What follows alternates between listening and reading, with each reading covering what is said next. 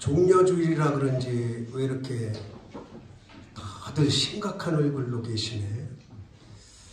일어나 따르라. 일어나라고 그러는데도 한 번도 일어나는 사람이 없네.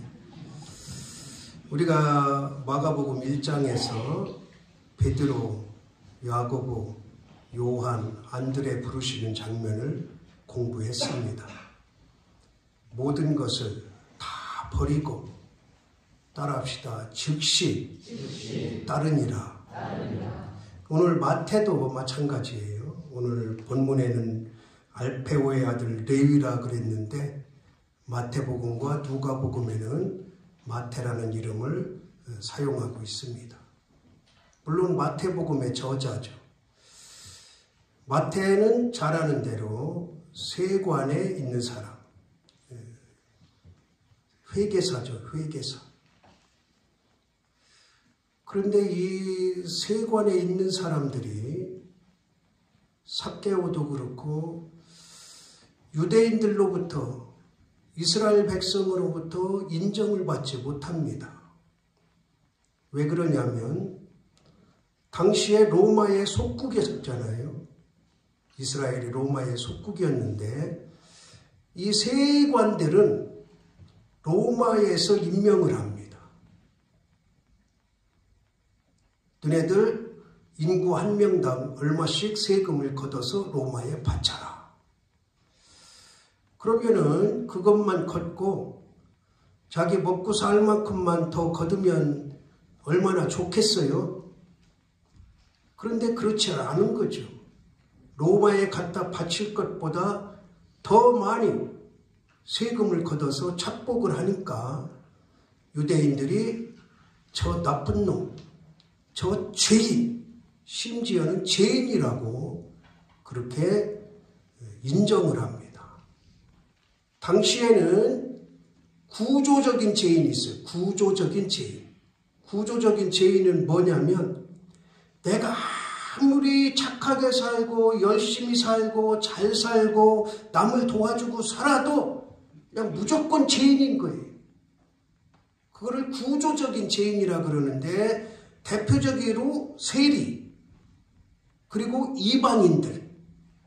그래서 유대인들은 어디 지역을 지나가지 않아요? 사마리아 지역을 지나가지 않는 거예요. 왜? 그 사마리아 사람들은 혼혈하기 때문에 이방인 피가 섞였다 그거죠. 그래서 그 땅을 가면은 죄인들하고 하나가 된다 해서 그 땅조차도 밟지 않아요. 이방인들 그리고 배교자. 그래서 성경에서 계속 예수님을 하나님을 모독하는 자, 하나님을 모독하는 자 그렇게 구조적인 죄인을 만들려고 그래서 십자가에서 죽이려고 하는 바리새인들, 사두개인들을 우리는 살필 수가 있죠. 그리고 부도덕한 자, 특히 간음하는 자들은 죄인이기 때문에 뭘로 맞아 죽어야 돼요? 돌로 맞아 죽어야 돼요. 그러니까 이 사람들은 아무리 착하게 열심히 살아도 그 죄인의 굴레에서 헤어나올 수가 없는 거예요. 근데 예수님께서 그 많은 사람들 중에 12명을 부르시는데 죄인 그룹에 속한 구조적인 죄인 그룹에 속한 마태를 부르시는 거예요. 자, 우리가 죄 그러면 따라합시다. 원죄, 자범죄.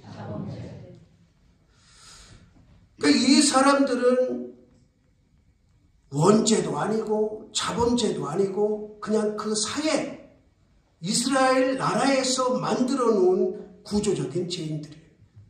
저와 여러분은 원죄에서 해방된 백성임을 믿으시기 바랍니다. 예수님이 오시기 약 300여 년 전에 맹자라는 사람이 살았어요.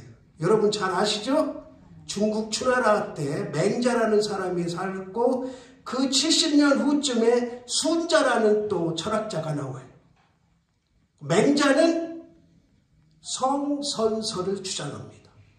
이게 뭔 얘기냐면 인간은 태어날 때부터 선한 마음, 착한 마음을 가지고 태어난다. 이게 성선설이에요.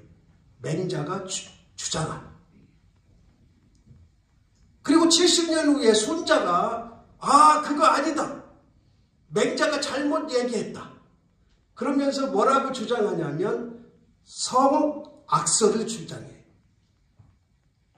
성선설은 사람이 태어날 때부터 착하고 죄가 없이 태어난다는 게 성선설이고, 성악설은 인간이 태어날 때부터 뭐를 가지고 태어난다? 죄를 가지고 태어난다. 그러면 여러분, 성경은 성선설일까요? 성악설일까요? 성악설이죠. 당연히 성악설이죠. 아담이 지은 죄를 그 후손들은 죄를 가지고 태어나는 것, 그게 바로 원죄예요. 원죄. 그러니까 저와 여러분이 이 원죄를 해결할 수 있는 방법은 오직 한 가지. 따라합시다. 예수 그리스도를 나의 구세주로 고백하는 것. 원죄를 해결할 수 있는 방법은 아무것도 없어요. 오직 예수 그리스도를 나의 구세주로 고백하는 거예요. 종교개혁을 한 마틴 루터가 신부잖아요. 매주일 미사를 드려. 근데 천주교는 주일만 미사 드리는 게 아니에요. 뭐 표현이 좀 그렇지만 심심하면 미사 드려요. 우리 심심하면 새벽기도 하듯이. 그렇게 수많은 미사를 드리는데도 이 죄 문제가 해결이 안 되는 거예요. 그렇게 미사를 드리는데도 늘 욕심이 들어오고, 여자 보면은 음욕이 품어지고, 이 온갖 죄들이 다 들어오는 거예요. 도대체 이걸 어떻게 해결할 수 있을까? 가톨릭에서는 안 가르쳐줘요. 지금도 안 가르쳐줘요. 그래서 이렇게 하면 해결되겠지 하고 무릎으로 계단을 걸어 올라갑니다. 그러니까 이 육신을 극도로 힘들게 하면 이 죄 문제가 해결될까? 그러면서 계단을 무릎으로 올라가는데도 이게 해결이 안 돼. 그러던 중에 로마서 1장 17절이 눈에 딱 들어옵니다. 눈에 들어온 것은 예전도 많이 읽었을 거 아니에요? 근데 그게 심령을 사로잡아. 의인으로 말미암아 살리라. 그럼 이게 무슨 말일까? 연구해보니까 아무리 사람의 노력은 죄를 해결할 수가 없다.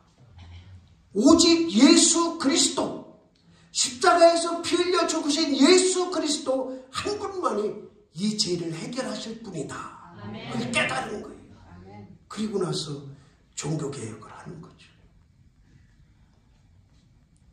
그러니까 오늘 말씀 속에서 구조적인 죄인들,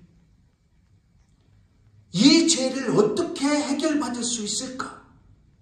예수님께서 그 많은 사람 가운데 12제자를 택할 때 마태를 부르신 특별한 이유가 있음을 오늘 성경은 말씀하고 있는 거예요.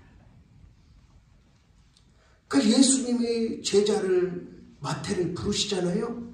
그러니까 바로 일어나 따랐다, 그렇게 말씀하고 있습니다. 저와 여러분, 예수님께서 오늘도 말씀하시고 어제도 말씀하시고 또 내일도 말씀하실 거예요. 설교를 어떤 때는 설교를 통해서 말씀하시고, 어떤 때는 지나가는 알지도 못하는 사람을 통해서 말씀하시고, 어떤 때는 차 운전하고 가다가 갑자기 급브레이크 밟는 동안에 말씀하시기도 하고, 꼭 누가 목소리로 들려주어야만 그것이 말씀이 아니고, 우리가 살아가는 모든 상황 속에서 저거는 하나님께서 지금 나에게 주시는 말씀이구나. 그것이 좋은 말씀이든 경고의 말씀이든 하나님은 끊임없이 저와 여러분에게 성령님을 통해 말씀을 주시는 것을 믿으시기 바랍니다. 그렇다면 그렇다면 우리는 말씀을 잘 심령으로 받아야 되는 게 첫째고. 아무리 말씀을 해도 그거를 심령으로 받지 않으면 아무 의미가 없어요. 차라리 저기 회관에 가서 강연 한번 듣는 게 더 나아. 그러니까 나에게 들려지는 말씀이 그게 상황이든지 목소리든지 어떤 구조적인 일이든지 나에게 그것이 깨달음이 왔을 때 그 말씀을 붙잡는 작업이 1차적인 작업이고, 그리고 2차적으로 그 말씀이 나에게 붙잡혀졌다면 따라합시다. 일어나.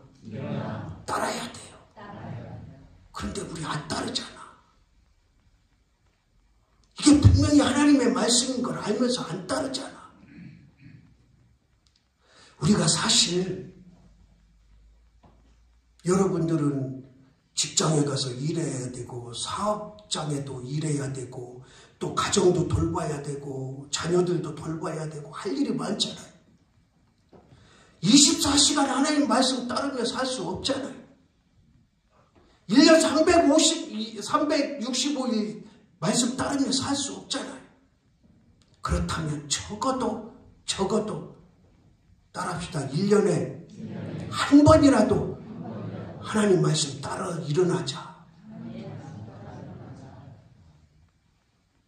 여러분이 60년 믿었다면 적어도 60번은 따라서 일어났어야 돼.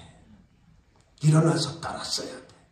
그런데 60년 믿어도 오히려 처음 믿을 때가 훨씬 나은 그런 경우도 우리는 종종 봅니다.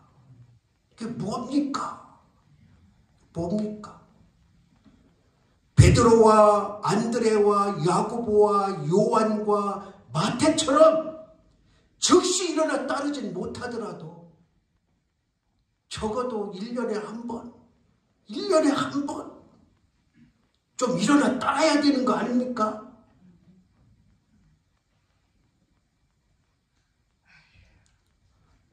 이제 오늘 말씀을 들었으니까 나는 이제 앞으로 적어도 1년에 한 번이라도 하나님 말씀에 일어나 따르겠다는 분 아멘 하세요. 아멘. 심각한 지경입니다. 심각한 지경.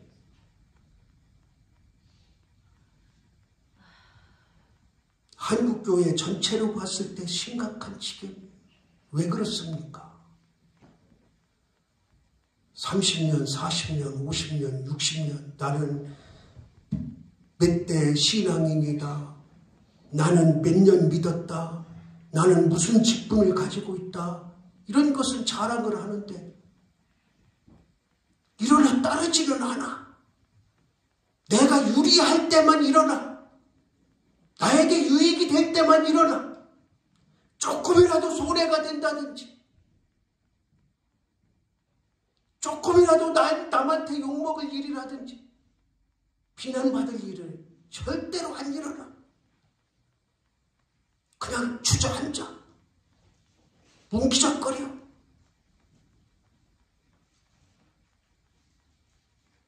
마태처럼 즉시 일어나 따르라고는 못합니다. 그러나 정말 하나님의 말씀이 나에게 들려지고 그 말씀이 붙잡혀졌을 때 한 번이라도 일어날 수 있기를 바랍니다. 아멘. 그런 믿음으로 나아가기를 주님의 이름으로 부탁을 드립니다. 그런데 오늘 설교의 주제는 제일 마지막 절에 있어요. 17절 한번 같이 읽어봅시다. 시작.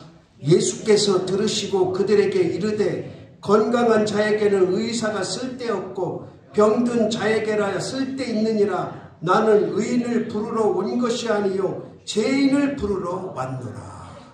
아멘.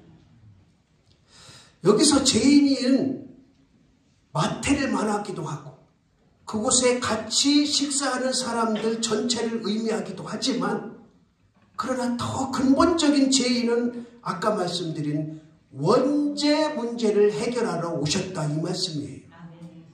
자, 왜 이 말씀을 하셨어요? 마태가 즉시 일어나 따르니까 마태는 그래도 부자였나 봐요. 우리 집에 가서 식사합시다. 전부터 예수님을 만났는지는 모르겠으나 즉시 일어나서 따르면서 그날 식사 대접을 하는 거예요. 그런데 그 식사 자리에 앉아있는 사람들이 보니까 세리와 죄인들 이렇게 표현을 했어요. 그 세리를 따로 묶어서 얘기하고 또 죄인들을 따로 묶어서 얘기했다는 것은 거기 이방인도 있고 배교자도 있고 이단자도 있고 부도덕한 자도 있다는 거예요. 여기서 말하는 죄인은 누구가 보는 죄인이냐? 사두개인들, 바리새인들이 보는 죄인들을 말하는 거예요. 그러니까 예수님이 보실 때는 그들 죄인이요? 아니요. 죄인이기도 하지만 아니기도 해요. 원죄를 가진 자들이긴 하지만 구조적인 죄인은 인정을 할 수 없거든요. 그러니까 그걸 가지고 이제 바리새인들이 시비를 거는 거예요. 앉으면 앉았다고 시비 걸고 일어나면 일어났다고 시비 걸고 먹으면 먹었다고 시비 걸고 금식하면 금식했다고 시비 걸고. 예수님 삶이 참 피곤했잖아요. 바리새인들, 사두개인들, 율법사들, 제사장들 보기만 하면 시비 거는 거야. 너 왜 일어나 있냐? 너 왜 앉아 있냐? 왜 너 먹고 있냐? 왜 너는 금식하고 있냐? 목사가 그런 길이라고 봐요. 예수님처럼 그렇게 그 정도는 아니지만 목사도 마찬가지예요. 우리 교회는 그런 분이 없지만 예전에 어느 목사님이 은퇴할 때 은퇴식에서 자기가 그동안에 목회 40몇 년 하면서 겪은 거를 쭉 얘기하더라고요.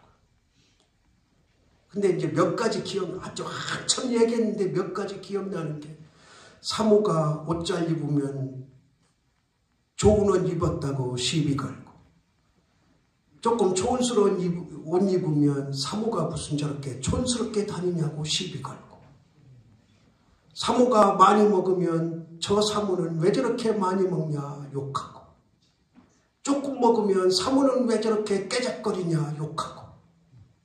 그 목사님이 그거를 썼어요. 그때 다 감동받아요. 목사들은 다 감동받았어. 그 목사 얘기뿐이 아니거든. 우리 교회만 안 그렇지 다른 교회들 다 그래. 그러니까 예수님이 지금 그런 상황이에요. 그런 상황. 마태를 불러서 마태가 점심 대접하겠습니다 하고 밥을 먹는데 그 자리까지 와서 쫓아와서 참석을 안 하고 시비를 걸어. 그러면 왜 시비를 걸었을까? 왜? 아니 밥 먹는 거 시비 걸 일 없잖아요. 지가 사주는 것도 아니고. 그런데 사두개인이나 바리새인 율법사들 입장에서는 시비 걸만을 해요. 왜 그러냐면 유대교만의 음식이 있어요. 음식. 레위기에서 말하고 있는 정한 음식, 부정한 음식. 그런데 이 이방인들은, 부도덕한 자들은 그걸 안 따져. 돼지고기도 막 먹어. 개고기도 막 먹어. 거북이도 막 먹어. 그러니까 저 사람들하고는 함께 식사할 수 없는 거죠. 왜? 정한 음식으로만 만든 것을 먹어야 되는데 그 사람들은 그렇지 않거든. 그러니까 바리새인들이 시비를 거는 거예요. 어찌하여 세리 및 죄인들과 함께 먹는가? 누구한테? 예수님한테. 같이 먹으면 안 된다는 거죠. 저 사람들은 죄인인데 죄인하고 같이 먹으면 너도 죄인 된다 그거죠. 그러니까 예수님께서 이렇게 말씀하시는 거예요. 건강한 자에게는 의사가 필요 없고 병든 자만 의사가 필요하다. 나는 의인을 부르러 온 것이 아니라 죄인을 부르러 왔다. 그러니까 이 말 속에는 나는 바리새인 너네들 상대 안 해. 나는 서기관 너네들 상대 안 해. 나는 너네들 때문에 십자가에 못 박힐 일이 아니야. 바로 같이 식사하는 이 사람들 때문에 나는 이 땅에 왔고 십자가에 못 박혀 죽을 거야. 그 소리예요. 그 예수님의 이 정신, 예수님의 이 개신교 정신 때문에 저와 여러분이 하나님의 자녀가 된 줄을 믿으시기 바랍니다. 만약에 바리새인들이나 서기관들 의인을 부르러 온 예수님이시라면 저와 여러분은 하나님의 자녀가 될 수가 없죠. 왜? 우리는 태어날 때부터 죄를 가지고 태어났기 때문에. 저와 여러분은 주변의 상황이 어떠하든지 환경이 어떠하든지 세상에서 가장 귀하고 복되고 가치 있는 복을 얻었음을 믿으시기 바랍니다. 아멘. 그게 뭐냐? 예수 그리스도를 나의 구세주로 고백하고 하나님의 자녀가 된 복, 이거보다 더 귀한 것은 없는 거예요. 아멘. 그 귀한 복은 결국 우리를 어디로 인도합니까? 천국으로 인도하잖아요. 천국. 지난 4월 5일 날이 우리 아버님 16주년 추도일이었어요. 추도일. 그래서 이제 친척들 모여서 예배를 드려요. 예배를. 거기에 안 믿는 사람이 2명 있었어요. 또 교회 다니다가 안 다니는 사람도 있었어요. 제가 눈물로 호소했어요. 눈물로. 지금 아버지가 천국에서 여기 앉아있는 여러분에게 가장 바라는 것이 뭐냐? 여기 왜 앉아있느냐? 아버지를 추모하려고 앉아있지 않냐? 그리고 지금 어머니가 건강하지 못하신데 어머니가 지금 가장 마음속으로 바라시는 것이 뭐냐? 우리가 자녀 손이라면 다른 거 생각하면 안 된다. 아버지가 바라시는 거, 어머니가 바라시는 거. 이제 다들 70 넘고 80 넘고 그랬는데 돈을 이제 벌어야 얼마나 벌겠으며 재산을 모아야 얼마나 모을 거며 그리고 여러분들 자식 새끼들 다 살만하지 않냐? 지금부터 제가 막내예요. 막내. 지금부터 천국에 대한 소망 잊어버리지 말아라. 교회 다니다가 안 다니는 사람 얼마나 이게 손해지 않으냐. 그동안에 교회 열심히 다니고 헌금 갖다 드리고 어디 놀러가고 싶은데도 못 가고 열심히 교회 나오다가 이제 인생 말년에 예수님 안 믿겠다고 교회 안 다니겠다고 버팅기면 결국에는 생명책에 이름이 흐려지다가 없어지는데 그 지옥 백성 되는 거 아니냐? 이것보다 억울한 일이 세상에 어딨냐? 앞으로 우리의 믿음을 방해하는 일이 훨씬 더 크고 무겁게 다가올 것이다. 종말의 때가 이를수록 우리의 믿음을 방해하는 요소들은 세상 곳곳에 도처에 널려있다. 제발 부탁이다. 예수님 믿고 우리 모두 천국 가자. 예수님 믿고 우리 모두 천국 가자. 여러분도 마찬가지. 앞으로 무슨 일이 일어날지 내 믿음을 방해하고 쓰러뜨리고 넘어뜨리려고 하는 어떤 사단의 괴력이 있을지 알 수 없어요. 그때 무너지면, 그때 넘어지면 지금까지 믿음 생활한 거 다 헛것인 것을 아시기 바랍니다. 아멘. 그동안에 믿음 생활했으니까 안 해도 나는 천국 가겠지. 어린 반푼어치도 없습니다. 마지막까지 견디는 자만 천국 백성이 되는 것을 성경은 분명히 말씀하고 있습니다. 요한계시록에 보면 3분의 1이 배교한대. 하나님을 믿던 자들이 종말의 때가 오면 3분의 1이 배교한대. 배교. 우리 여기 앉아있는 여러분들 단 한 사람도 구원의 이 귀하고 귀한 복 떨어뜨리지 말고 잊어버리지 말고 버리지 말고 천국 가는 그날까지 꼭 붙잡고 살아가는 저와 여러분 되기를 주님의 이름으로 바랍니다. 하나님 아버지, 우리는 말씀을 수도 없이 듣고 깨닫지만 일어나지 못하는 어리석음이 있음을 고백합니다. 예수 그리스도만이 나의 원죄를 해결할 수 있는 분, 우리는 그분을 믿고 살아가는데 이 믿음이 천국 가는 그날까지 꼭 붙잡는 믿음 되게 하옵소서. 예수 그리스도의 이름으로 기도드리옵나이다. 아멘.